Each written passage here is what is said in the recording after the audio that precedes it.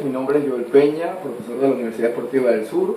En función a lo establecido y en el elemento comparativo entre el aula virtual y el aula tradicional, debemos tocar aspectos significativos como lo positivo, lo negativo y lo interesante.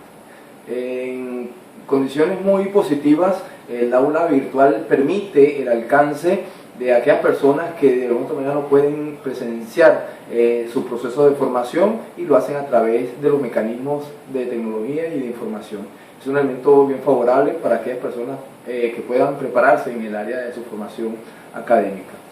En función a lo positivo del aula tradicional, pues también nos permite de alguna otra manera, desde el punto de vista clásico o tradicional, ciertamente atender los procesos de formación que de alguna otra manera van a favorecer el desarrollo profesional de quienes se involucren en este proceso educativo.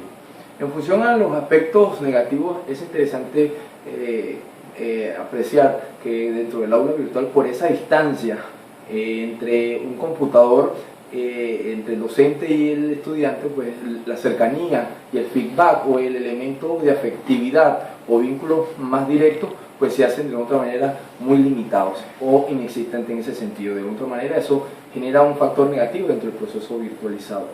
Dentro de lo negativo del aula tradicional, pues cuando no se establecen parámetros o patrones de enseñanza que puedan presentarse desde el punto de vista de la innovación, de la creatividad, pues se vuelve muy monótona la educación tradicional en el aula de clase, y eso de alguna otra manera pues genera que los procesos de aprendizaje no sean tan favorables dentro del aula propiamente.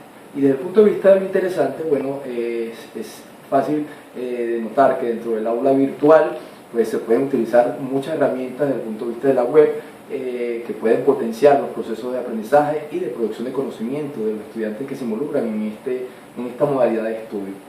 Uno de los elementos fundamentales en cuanto a lo interesante que tiene el aula virtual es, aparte de tener ese factor de sociabilización con el docente, también tiene esa socialización con los compañeros de estudio. De alguna otra manera, estos elementos, tanto del aula virtual como el aula tradicional, se conjugan estos tres aspectos.